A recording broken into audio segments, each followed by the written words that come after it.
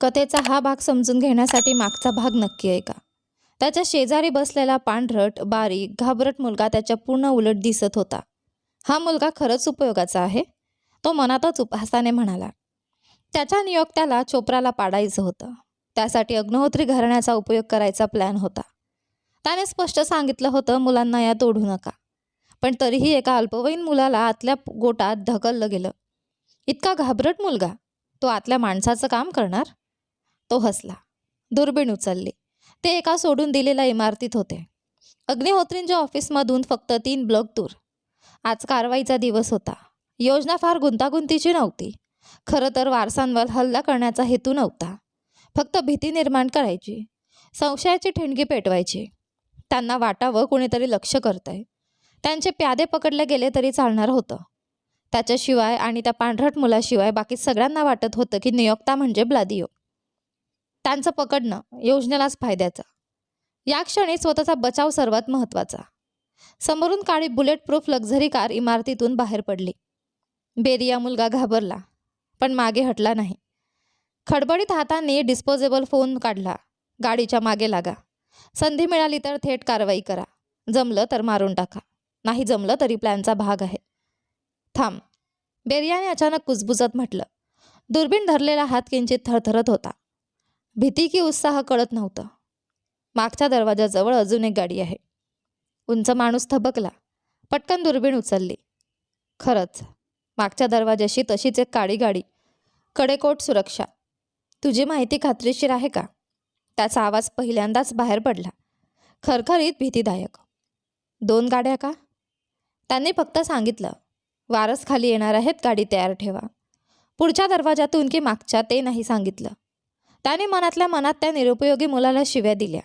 मागच्या दरवाजातूनच आले असतील. प्लॅन उघड झाला का? इतके सावध का आहेत? बेरिया पुढे मागे फिरू लागली. इकडे तिकडे फिरू नकोस, डोकं खातेस, तो चिडून म्हणाला, जरी स्वतःही तणावाखाली होता. त्याचा हेतू फक्त अग्निहोत्रींवर हल्ला करून दोष ब्लादियोवर टाकायचा होता. पण जर प्लॅन उघड झाला आणि अग्निहोत्रींच्या लोकांना कळलं तर 9 जन्म असले तरी पुरणार नव्हते. काहीतरी कर. बेरिया जवळजवळ किंचाळली, पण अचानक थांबली. पुन्हा दुर्बीण उचलली. थांब, तो कबीरचा विश्वासू आहे. तो त्या गाडीत बसला. मागून बाहेर आलेल्या काळ्या सूटमधला तोच वारस असणार. उंच माणसाने दुर्बीण लावली. मागच्या दरवाजातून 2 उंच आकृत्या गाडीत बसताना दिसल्या. समोरच्या दरवाजाजवळ एक सडपातळ आशियाई मुलगा शांतपणे परिसर पाहत होता. जणू सुरक्षितता खात्री करून घेत होता. मगच तो गाडीत बसला. तोच का तो मुलगा? उंच माणूस संशयाने म्हणाला. इतका नाजूक दिसतो. तो उपहासाने हसला. पूर्ण अविश्वास. बेरिया मात्र अधिकच घाबरला. नक्की आहे. ही माहिती मिळवायला मी प्रचंड पैसे मोजलेत. मुलगा चिडून म्हणाला. अग्निहोत्री घराण्याबद्दल माहिती मिळवणं अत्यंत कठीण होतं. अनेक मार्गांनी फिरून अवाजवी किंमत देऊन त्याने ती मिळवली होती. क्षणभर तो थांबला. ओठ चावले, मग पुन्हा नंबर फिरवला. मागच्या दरवाजाच्या गाडीवर 3-4 माणसं लावा. संधी मिळाली तर कारवाई करा, तो तणावाने म्हणाला. त्या गाडीत वारस नसेल तर थेट ठार करा. आपण खरंच मारणार आहोत? बेरियाचा चेहरा पांढरा पडला. धाडसी असली तरी ती अजून अल्पवयीनच होती. उंच माणूस संतापला. फालतू बोलू नकोस. ते परत येऊन तुलाच मारतील असं वाटतंय का? तो ओरडला. त्याने छोटी बॅग उचलली. पिस्तूल कमरेमागे खोचलं. मी मागच्या दरवाजाकडे जातो, तू ठरलेल्या ठिकाणी जा. तो जिना उतरू लागला. बेरिया येतो की नाही त्याला फरक पडत नव्हता. त्याला जास्त भीती होती योजना फसण्याची. मुळात त्याचा हेतू फक्त गोंधळ घालायचा होता. खरंच मारायचं नव्हतं. अंगरक्षकांपैकी एक तरी अल्पवयीन होता. ऑपरेशन कठीण नसावं असं वाटलं होतं. पण दुसरी गाडी पाहताच पाठीवरून गार शिरशिरी गेली. अंतःप्रेरणा वेड्यासारखी इशारा देत होती की काहीतरी चुकतंय. पण काय? गाडीचा दरवाजा आपटला. तो लक्ष्याच्या दिशेने निघाला.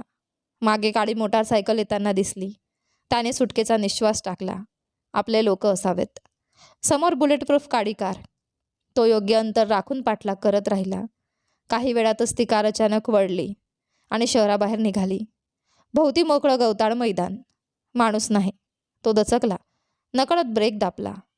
तेवढ्यात समोरची कार अचानक वळून आडवी उभी राहिली. रस्ता अडवला. जणू त्यांना माहितीच होतं कोणी पाठलाग करतोय. च्या. शिवी तोंडातच अडकली. दरवाजा उघडला. एक आशियाई मुलगा शांतपणे बाहेर उतरला. चेहरा निर्विकार. जणू सर्व अपेक्षितच होतं.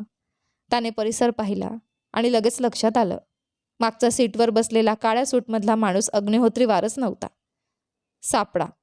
शब्द कशात अडकले तरी त्याने स्वतःला सावरलं. शांतपणे गाडीतून उतरला. शत्रूला कमजोरी दिसू द्यायची नाही, हा त्याचा एकमेव मार्ग. स्वतः अमिश बनलास? जरा जास्त नाही का? त्याचा आवाज खरखरीत, कठोर, पण समोरचा चेहरा हललाही नाही. अग्निहोत्रींनी तुला काय खाऊ घातलाय? एवढा आज्ञाधारक? मुलगा हलकासा असला, पण डोळ्यात थंडी. मलाही आश्चर्य वाटतंय. ब्लॅदिओच्या गळ्यातली पट्टी इतकी निकृष्ट दर्जाची की पाळीव प्राणी मालक बदलू शकतो? तो उपहासाने हसला. माझा मालक पैसा आहे, ब्लॅदिओ नाही. निष्ठा जीव वाचवत नाही. तो पुढे म्हणाला, तुझं आमिष बनणं व्यर्थ गेलं. मी माझी माणसं दोन्ही गाड्यांवर पाठवली आहेत.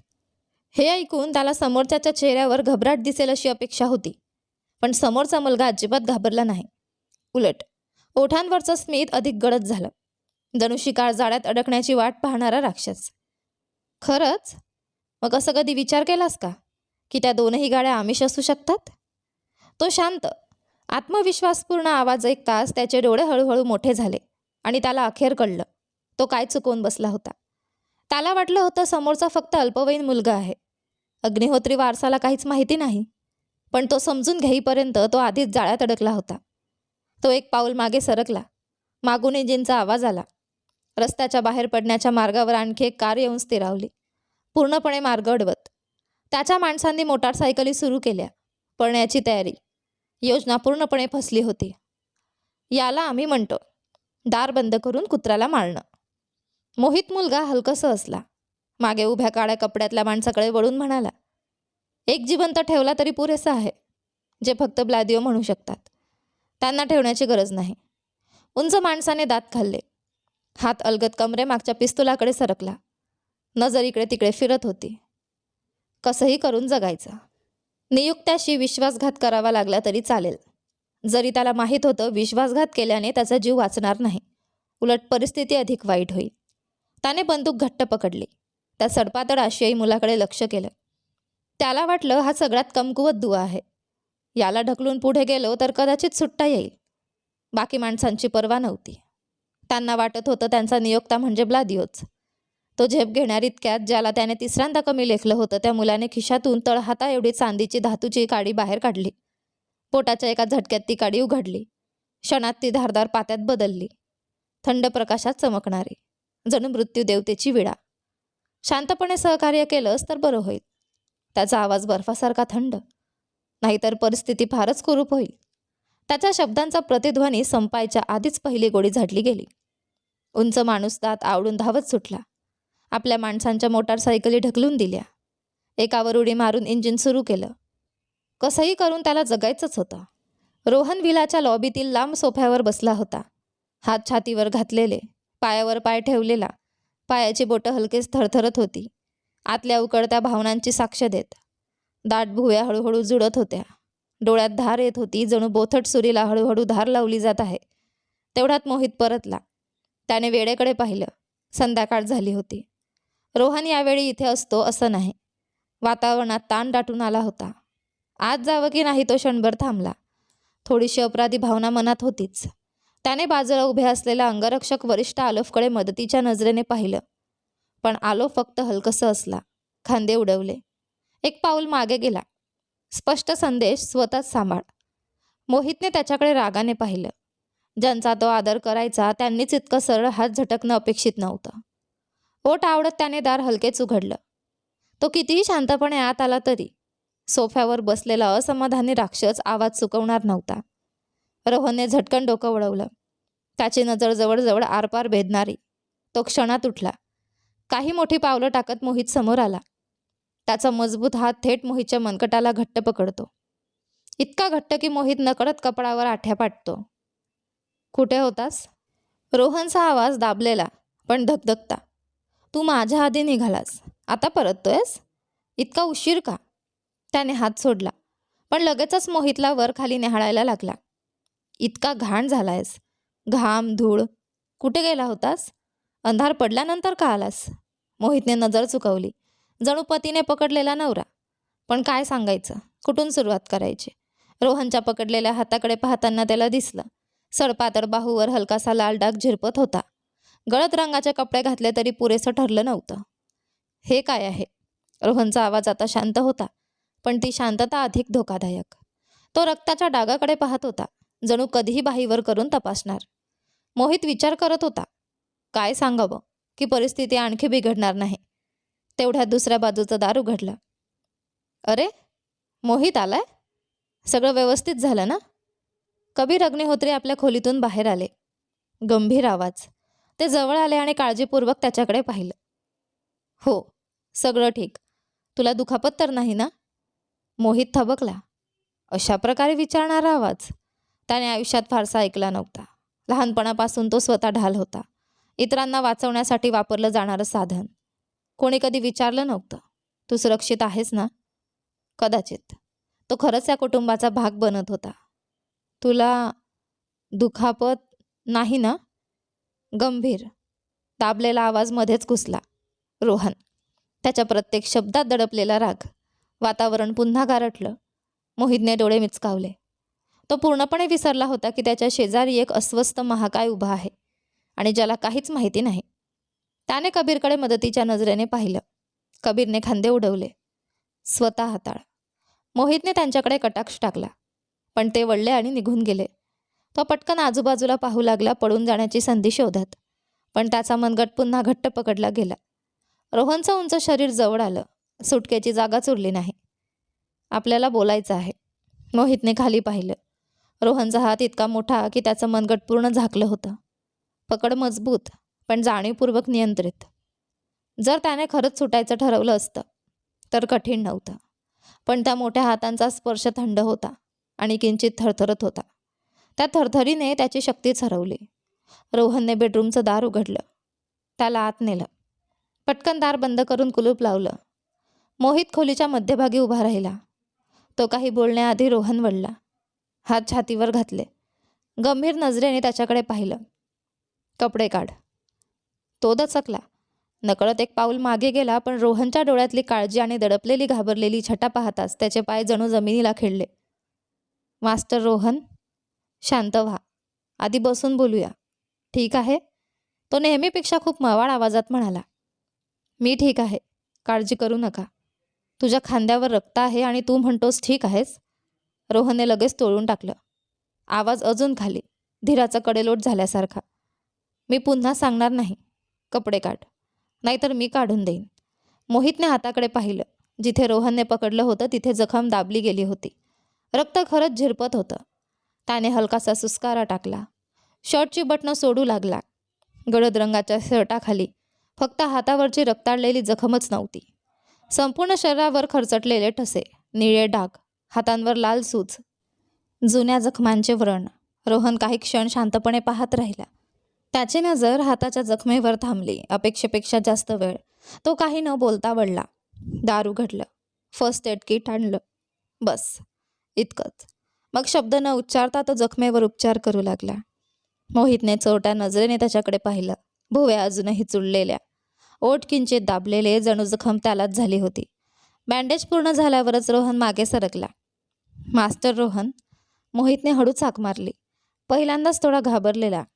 माझी जखम सांभाळल्याबद्दल धन्यवाद. रोहनने उत्तर दिलं नाही. तो फर्स्ट एड किट आवरू लागला, मुद्दाम नजर चुकवत असल्यासारखा. मोहितने मनात सुस्कारा सोडला. खरंच रागवला आहे, पण असा राग जो अति काळजीतून येतो.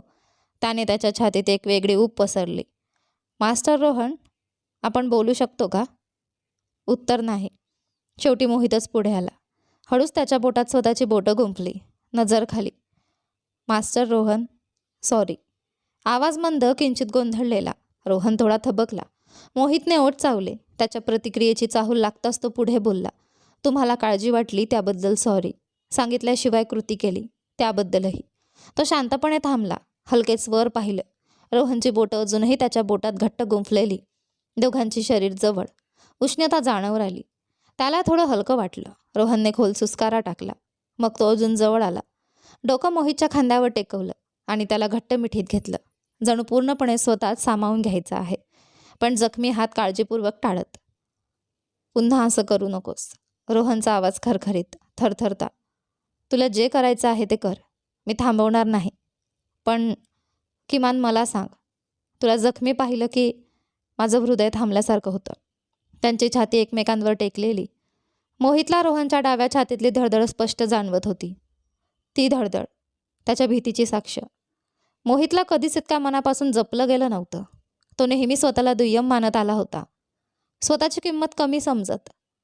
पण आज कोणीतरी त्याला सांगत होतं, शब्दांशिवायही, की तो महत्त्वाचा आहे आणि तो प्रेम केलं जातंय. तो रोहनला दुःखी करत होता आणि त्याला ते कळलंच नव्हतं. मोहितने हलकेच हात वर करून रोहनच्या रुंद पाठीवर थोपटला, जणू त्यालाच धीर देत होता. मग त्याने आपला चेहरा त्याच्या मजबूत खांद्यावर टेकवला. त्या परिचित मंद सुगंधात श्वास घेत त्याचं मन त्या उबदार मिठीत विरघळून गेलं.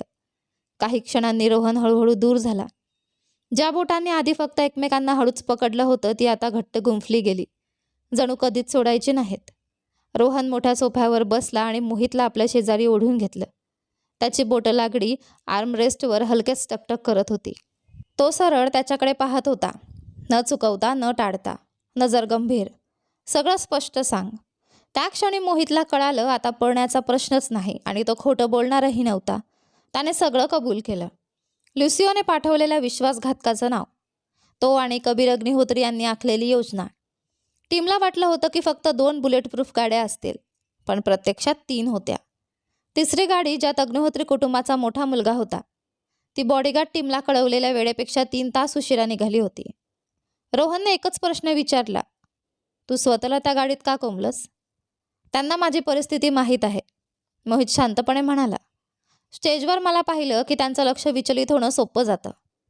ब्लादिओला मास्टर माइंड बाहेर काढायचा होता आणि मी सर्वात खात्रीशीर आमिष होतो. रोहनने काही उत्तर दिलं नाही, फक्त त्याची नजर पुढे बोलायला भाग पाडणारी. मोहितने डोळे मिचकावले. घसा कोरडा पडला होता, पण तो पुढे बोलला. गाडी ठरलेल्या जागी पोहोचली तेव्हा काय झालं? त्याचा आवाज मंद झाला. त्याने कबूल केलं. समोरच्याने त्याच्यावर बंदूक रोखली होती. त्याच्याकडे फक्त कट्यार होती. क्षणात रोहनचे डोळे बदलले. चेहरा धारदार सुरीसारखा थंड, नजर एवढी गोठलेली की अंगावर काटा यावा. मोहितने रोहनला इतका संतापलेला कधी पाहिलं नव्हतं. ही जखम कशी झाली? गोळीचा चटका लागला, त्याने स्पष्ट सांगितलं. फक्त वरवरच आहे, बाकी किरकोळ होतं. सिनियर आलोकने मला झाकलं, त्यामुळे मोठं काही झालं नाही. विचित्रपणे ही कबुली रोहनला आणखी संतापून गेली. मोहित घाबरला. तो वातावरण हलकं करण्यासाठी काही बोलणार होता, पण तो हलताच रोहनने झटकन मान वळवली. ती नजर जणू आरपार भेदून टाकेल. कुठे चाललास? सिनियर आलोफ खाली वाट पाहतोय. पकडलेल्याला वादीकडे पाठवायचं आहे आणि तुम्हाला रिपोर्ट द्यायचा. मोहित कपडे घ्यायला उठत म्हणाला. विश्रांती घे. रोहनने त्याला थांबवलं. त्याला थेट बेडवर झोपवलं. अलगद ब्लँकेट पांघरलं. उरलेलं मी बघतो. मोहितने ओठ दाबले. विरोध करायचा होता, पण चूक त्याचीच होती आणि त्या क्षणी रोहनचा राग. त्याला खरंच भीती वाटत होती. त्याने शांतपणे ब्लँकेट ओढलं. डोळे मिटले. रोहनने त्याच्या हाताच्या पाठीवर हलकं चुंबन दिलं. मग अलगद हात खाली ठेवला. ब्लँकेट व्यवस्थित आहे याची खात्री करून तो मोठ्या पावलांनी बाहेर पडला. लांब मजबूत पायऱ्या उतरून खाली आला. अग्निहोत्री कुटुंबाचे बॉडीगार्ड खाली थांबले होते. आलोक ताट उभा राहिला. आज त्याने आपल्या तरुण मालकाचा निर्दयी, गँगस्टर असलेला चेहरा पाहिला. मार्ग दाखवा, आजच यांचा शेवट करू. रोहनचा आवाज शांत, थंड, भावनारहित. कोणी पुन्हा मोहितला अशा प्रकारात ओढण्याची हिंमत केली तर आधी स्पष्टीकरण द्यायला तयार राहा. आलोकने गंभीरपणे मान डोलावली. मनात मात्र पुटपुटला. कोण ओढणार त्याला? तो तर तुमचाच आहे मास्टर. स्वतःहूनच उडी मारली त्याने. खिडकी बाहेरचं आकाश उजळलं होतं तेव्हा मोहितचे पुन्हा डोळे उघडले. तो काही क्षण शांत पडून राहिला. काल संध्याकाळीच तो परत आला होता. रोहनने विश्रांती घे असं सांगितलं होतं. फक्त थोडी झोप काढायची, मग रात्री उशिरा आंघोळ करून जेवायचं, असा त्याचा विचार होता. पण तो थेट सकाळपर्यंत झोपला होता. आश्चर्य म्हणजे झोप खोल होती, तरी सकाळी उठल्यावर थकवा नव्हता. उलट अंग हलकं, ताजतवानं वाटत होतं. त्याने स्वतःकडे पाहिलं. कपडे बदललेले, स्वच्छ, नीटनेटके. हातावरची जखम पुन्हा नीट बांधलेली. कोणीतरी त्याचं शरीर पुसून कपडे बदलून दिले होते. तो इतका थकला होता की त्याला काहीच जाणवलं नव्हतं. बॉडीगार्ड असून इतका निष्काळजी. स्वतःलाच दोष द्यायच्या आधीच त्याची नजर कमरेभोवती घट्ट ठेवलेल्या मजबूत हातावर थांबली. तो थबकला, डोळे मिचकावले. त्या हाताच्या पांढऱ्या त्वचेपासून रुंद खांदे, लांब मान आणि मग करड्या केसांनी अर्धवट झाकलेला चेहरा. रोहन. त्याचं हृदय एक क्षण थांबल्यासारखं झालं. तो तसाच स्तब्ध पडून राहिला. स्वतःला त्या मिठीतून सोडवायचंही विसरला. हे काय चाललं आहे? जो माणूस नेहमी कोणालाही जवळ येऊ देत नाही, तो त्याला इतक्या घट्ट मिठीत घेऊन झोपला होता. आणि त्याने पायजामा का काढला आहे? मोहितने ओठ दाबले. गालांवर उष्णता पसरली. तो स्वतःला शांत करण्याचा प्रयत्न करत होता, पण त्याच्या मागे पडलेला रोहन हलकेच हसत होता. करड्या डोळ्यात कोमल चमक, जागा असल्याचा स्पष्ट पुरावा. मोहितला ते कळलंच नाही. शेवटी तो थोडा सावरला, हळूच हालचाल केली. रोहनचा हात अलगद दूर करण्याचा प्रयत्न केला. तो उठणार इतक्यात रोहनचे हात अचानक घट्ट झाले. त्याने मोहितला पुन्हा आपल्या छातीशी ओढलं. मास्टर रोहन, उठलात तर उठून बसा. मोहितचा आवाज शांत होता, पण कान लाल झालेले. नजर इकडे तिकडे, सुटकेचा मार्ग शोधत. रोहनने हलक्या आवाजात प्रतिसाद दिला, पण हात सैल झाले नाहीत, उलट अजून घट्ट. मोहितची पाठ त्याच्या उबदार छातीला टेकली. पातळ कपड्यांमधून जाणवणारी उष्णता स्पष्ट सांगत होती, रोहनने खरंच वरचा कपडा काढला आहे. हिवाळा जवळ आलाय. थंडी नाही वाटत त्याला? तो मनातच पुटपुटला. रोहनचा जवळ आला की त्याची नेहमीची स्थिरता ढासळते हे त्याला जाणवत होतं. पण कदाचित हा बदल वाईट नव्हता. मास्टर रोहन, मला काही काम आहे. शेवटी त्याने स्वतःला सावरत शांत आवाजात म्हटलं. हाताने त्याचा हात दूर करण्याचा प्रयत्न. रोहनने डोळे किंचित उघडले. समोर लाल झालेले गाल पाहिले. त्याच्या ओठांवर समाधानाचं स्मित उमटलं. मोहितच्या थंड आवाजाचा त्याच्यावर काहीच परिणाम झाला नाही. मास्टर रोहन, ऐकलत ना? मला सोडा. ब्लादिओचं काम मी आधीच हाताळलं आहे. रोहनचा आवाज भरकटलेला, आळशी. काल खूप दमलो होतो. माहिती आहे ना? आभार मानायला हवेत तुला. तुम्ही हाताळलं? मोहितचा आवाज चढला. डोळे मोठे, भुवया मिटलेल्या, आश्चर्यापेक्षा जास्त काळजी. सगळं ठीक झालं? मास्टर लुसिओसोबत काही संघर्ष झाला नाही ना? आपण पकडलेला शत्रू ठरल्याप्रमाणेच केलं ना? काही अतिरेक? रोहनने वर पाहिल्यासारखं केलं, डोळे अरुंद. तुला वाटतं मी कोण आहे? आवाजात हलकी नाराजी. थोडं घर्षण झालं, पण काही गंभीर नाही. व्लादिमीरसोबत कोणताही संघर्ष नाही. हात मात्र अजूनही तिथेच, घट्ट. जणू तो अजून थोडा वेळ त्याला असंच जवळ ठेवणार होता. मोहितने ओठ दाबले. मनातली काळजी अजून वाढली. शेवटी त्याने स्वतःला रोहनच्या मिठीतून सोडवलं. काही पावलं दाराकडे गेला. मग वळून शांत आवाजात म्हणाला, आज कुटुंब प्रमुख येणार आहेत. मला सगळा अहवाल द्यायचा आहे. मास्टर रोहन, तुम्हीही उठा. तुमचं काम सांभाळा. इतकं बोलून तो चटकन बाहेर निघून गेला. दरवाजा बंद. रोहन पलंगावर एकटाच पडून राहिला. हलकीशी हसू ओठांवर उमटलं. आज सकाळी इतका गोड दिसत होता. जाऊ दे, आज सोडतो त्याला. तो उठला. कपडे नीट केले. स्वतःकडे आरशात पाहिलं. मग दार ठोठावलं. आतून परवानगी मिळताच तो आत गेला. खोलीत 2 प्रशस्त ऑफिस सेटअप होते. रशियातील हवेलीपेक्षा लहान असली तरी फ्रान्समधील ही राहती जागा अजूनही ऐश्वर्यशाली आणि वेगळीच भासत होती. मधोमध प्रचंड सॉलिड वूड टेबल. त्यामागे बसले होते कुटुंबप्रमुख विनोद अग्निहोत्री. थोड्याच अंतरावरच्या लांब सोफ्यावर बसल्या होत्या नेहाजी. रोहन समोरच्या खुर्चीत बसला. एक खुर्ची आधीच व्यापलेली होती. कबीर अग्निहोत्री त्याच्या मागे उभा होता. सकाळी ज्याच्या मिठीत तो झोपला होता तोच. मोहित. रोहनने किंचित डोळे अरुंद केले. त्या मंद सुगंधाची आठवण अजूनही नाकात रेंगाळत होती. शरीर कापसासारखं मऊ नव्हतं, पण ती ऊब, ती समाधानाची भावना त्याच्या मनात पसरली. ब्लादिओच्या प्रकरणाचं काय? कुटुंबप्रमुखांनी विचारलं. फक्त कुटुंबातील लोक उपस्थित असल्यामुळे वातावरण निवांत होतं.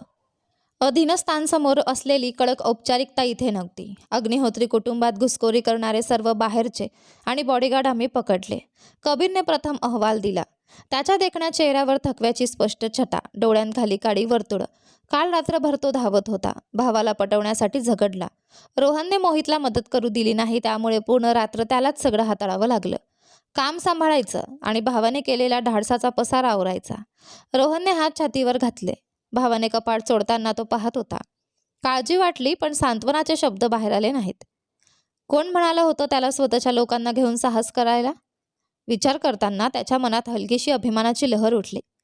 माझ्या लोकांना असं म्हणण्यात त्याला काहीच चुकीचं वाटलं नाही. सगळं सुरळीत झालं. विजय शांत स्वरात म्हणाले. न झालं असतं तर दोन्ही मुलं इतक्या सहजपणे इथे बसली नसती, हे त्यांनाही ठाऊक होतं. थोडा गोंधळ झाला, पण एकूणच सगळं सुरळीत झालं. मोठ्या भावाने थोड्या असहाय्यतेने उत्तर दिलं. वडिलांनी चोरट्या नजरेने धाकट्या मुलाकडे पाहिलं. रोहननेच पुढाकार घेऊन हे प्रकरण हाताळलं होतं. प्रत्यक्षात सगळ्यांना विरोध करायचा होता, कारण धाकटा मुलगा किती उतावळा आहे हे सर्वांना माहीत होतं. पण काल त्याच्याकडून येणारा दडपणारा थंड आवेश कोणालाही त्याला थांबवायची हिंमत झाली नव्हती. युवांनीही रोहनला शेवटचं इतकं संतापलेलं तेव्हाच पाहिलं होतं, जेव्हा त्याच्या मोठ्या भावाला त्याच्याच मित्रांनी धोका दिला होता. तेव्हाही त्याला थांबवणं अशक्य होतं. नुकसान किती झालं? कुटुंब प्रमुखांनी हलक्या चिंतेने विचारलं. मोठ्या भावाने मंद हसू दिलं. काही जणांना किरकोळ दुखापत झाली, मृत्यू नाही. बरं झालं, बरं झालं, विजय अग्निहोत्री यांनी पुन्हा पुन्हा म्हटलं. त्यांनी मोठ्या मुलाच्या हातावर हलकं थोपटलं. ते गुन्हेगारी जगतातले असले तरी ते आधी कुटुंब होतं. अग्निहोत्री कुटुंबातला कोणीही सदस्य असेल तर त्याचं संरक्षण करणं ही त्यांची जबाबदारी. धन्यवाद मोहित, तुझ्या योजनेमुळे आपण त्यांना पूर्णपणे हरवलं. मोहितने नम्रपणे मान झुकवली. तो विनम्र दिसत होता, पण रोहनच्या कपाळावर आठ्या उमटल्या. इतकं मोठं काम केलं आहेस, अभिमान वाटायला हवा. इतका नम्र का? रोहनला ठाऊक होतं, त्याने अहवाल वाचला आहे. तो ओठ दाबून बसला, जणू काही फरक पडत नाही असं दाखवत. पण मोहितच्या डोळ्यात पाहायची हिंमत मात्र झाली नाही. कदाचित थोडं जास्त झालं, पण फार नाही. तो विचारात असतानाच मोठा भाऊ बोलला, डॅड, मला काही चर्चा करायची आहे. अग्निहोत्री सरळ बसले, चेहऱ्यावर अपेक्षेची छटा. मुलगा मोठा झाला होता, स्वतःचे विचार होते. वडिलांना दिलासा वाटणं स्वाभाविक होतं. मला व्यवसायात गंभीरपणे उतरायचं आहे. माफिया कुटुंबाचा प्रमुख होणं माझ्यासाठी योग्य नाही. असं? कोणता व्यवसाय? वडिलांनी प्रमुखपद हा मुद्दा सहज सोडला. त्यांच्यासाठी मुलाचं स्वप्न महत्त्वाचं होतं. गँग लीडरचं पद एक प्रकारचं साईड जॉबच. हा बिझनेस प्लॅन. कबीर अग्निहोत्रीने जाड फाईल पुढे केली. फ्रान्समधला आपला परफ्यूम व्यवसाय खूप संभाव्यतेचा आहे. प्रतिसादही चांगला आहे. तो छोट्या स्तरावर नको, मला तो विस्तारायचा आहे. अग्निहोत्री कुटुंब फक्त भारताच्या अंधाऱ्या कोपऱ्यातले गँगस्टर म्हणून ओळखले जाऊ नयेत. विजय कागद चाळत होते. तपशील चांगले होते, काही भाग अजून परिपक्व नव्हते, पण एकूण योजना सक्षम होती. त्यांना परफ्यूममध्ये रस होता, विशेषतः त्यांच्या पत्नीला. पूर्व आशियात कंपनी सुरू करायची? त्यांनी विचारलं. युरोपियन मार्केट जास्त फायदेशीर नाही का? स्पर्धा खूप तीव्र आहे, खर्चही जास्त. आशियातून सुरुवात करून नंतर युरोपमध्ये प्रवेश करणं सोपं जाईल. कबीरच्या डोळ्यात हलकी खोडकर चमक होती. आणि जर माझ्या आईच्या मातृभूमीत सुरुवात केली तर ती खूप आनंदी होईल. विजय थोडा क्षण ठबकले. त्यांची नजर सोफ्यावर बसलेल्या नेहाकडे वळली. तिच्या चेहऱ्यावरचं तेजस्वी हसू, स्पष्ट समाधान. प्रश्न विचारणं त्यांनी थांबवलं. मान्य आहे, त्यांनी फाईल बंद करत म्हटलं. पण पदवी पूर्ण झाल्यावर सुरू कर. तोपर्यंत तयारी कर, माहिती गोळा कर, नेटवर्क तयार कर, प्लॅन अधिक मजबूत कर. क्षणभर थांबून त्यांनी दुसऱ्या मुलाकडे पाहिलं. रोहन अजूनही खोलीच्या कोपऱ्यात उभ्या मोहितकडे नजरेने काहीतरी सांगण्याचा प्रयत्न करत होता. मोहित मात्र मुद्दाम दुर्लक्ष करत होता. अग्निहोत्री कुटुंबाचं प्रमुख पद. रोहन, तुला देतो. काय? मला? रोहन दचकला. त्याने कधीच असा विचार केला नव्हता.